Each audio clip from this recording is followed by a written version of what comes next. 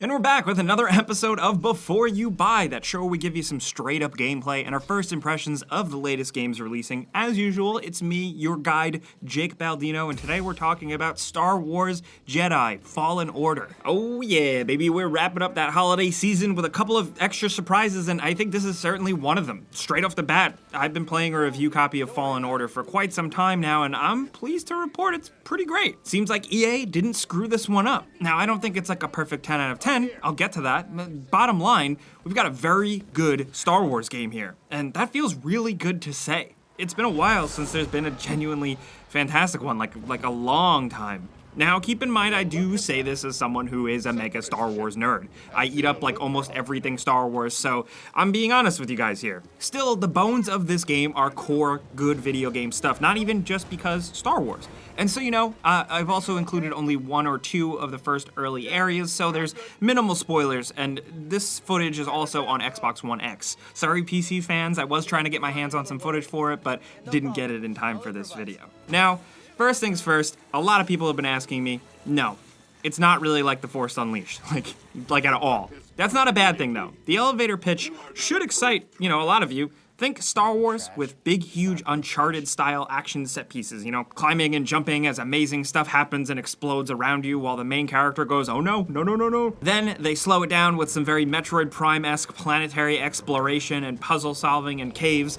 some wall running and platforming very much feeling like Titanfall 2, and combat that reminds me of Sekiro Shadows Die Twice with a dash of the most recent God of War a little bit. Now the main loop or flow can be compared to something like a Souls-like, you kill enemies, you get experience, you rest at a bonfire, or, well, here it's a meditation point, and you level up your character. If you die, you have a chance to go back and kill the enemy that killed you in order to get back your EXP. Now, no, it's not crushing hard like a Souls-like game, but you definitely have to pay attention. Now, stop me if you've heard me describe a lot of this in earlier videos, but the block parry button in this game is definitely your friend. If you're fighting a low-level regular stormtrooper and you know their attack patterns, you can get a perfectly timed parry one-hit kill with one lightsaber strike, and that makes the lightsaber feel like it should. It's extremely Sekiro, it's very samurai, and it makes that avenue of combat damn good. It's definitely at its best one-on-one. Now, for most enemies, you're fighting to whittle down their block meter, so then you can have them vulnerable and kill them in just a few strikes. It's satisfying, and it works well with force push or force slow, because you can slow an attack or a blaster bolt and dodge around it and get a killing strike. Now, in motion, it's really cool, and it's really fun. It's also a good balancing of the lightsaber predicament, I call it. How do you make a game fun and challenging when you have a laser sword that can cut through everything and you're basically a god?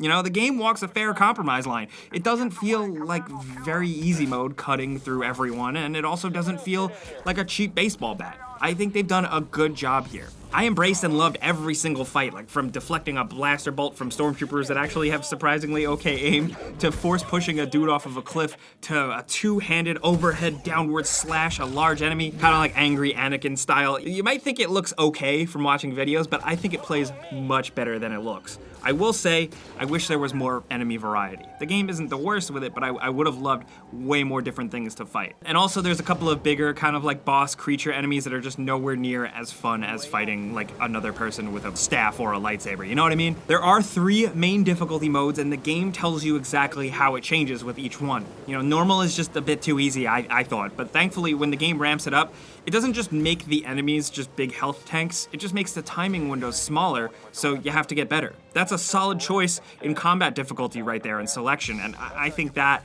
enough warrants replays. Now, you gain some main abilities through the story and other smaller attacks and health boosts and stuff via leveling up in a skill tree, which is pretty standard stuff, but it's focused in 3 separate areas. There's combat, the Force, and then Cal, the main character himself. You access this fairly lengthy and generous skill tree through the meditation points I mentioned earlier, and throughout the world, you're also finding cosmetic skins for you, your droid, and your ship. They all look pretty cool, but the big thing for me was finding lightsaber components. There's lightsaber workbenches that you can then access to tweak the look and color of your lightsaber with various switches, sleeves, emitters, and construction material. It's all pretty, purely cosmetic, although the sounds can be slightly different, I think, which I really appreciate, but it still manages to be satisfying despite it not having any impact. Now, the nicest surprise about the game for me, though, was the star map. The ship you use, operated by a new alien character who I really freaking love, houses some collectibles, conversations with characters, and a big old console in the middle with a star map. You have some limited freedom to actually bounce around between planets, which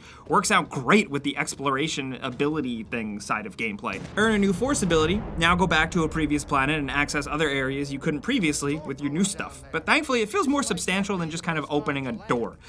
Perfect example, my third planet in, probably the first major one. After I completed the main story arc, I got to the thing, I got a clue, and I learned I needed to go to another planet. Well, the game has no fast travel, so I have to journey back to the landing pad where my ship is. Now, on my messy way of stumbling back, with a new force power I learned along the way, I just kept opening up new things and wandering into new paths, and ended up playing around on that world for like an extra 45 minutes. I found that to be pretty fun and impressive world design. One thing, though, is that there's a lot of platforming, and I still don't quite know how I feel about it. It sort of takes me out of it, like atmospherically. When I have to jump on a bunch of platforms like Super Mario over and over and over again in my head, I'm kind of like, yeah, this is definitely a video game. So I don't know how much like Star Wars purists are gonna love wall running and jumping and climbing and falling and restarting over and over again. Thankfully, I still found the platforming quite solid, so it didn't really bother me.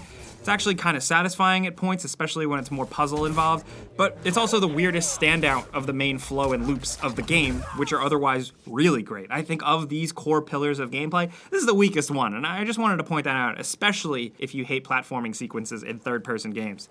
Now, there are some technical issues. I have seen some odd texture and model pop in during cutscenes, and some frame drops in what otherwise is a really, really good-looking game. Now, just so you're informed, I've also heard and seen videos of more technical issues and stuff on PS4 as well.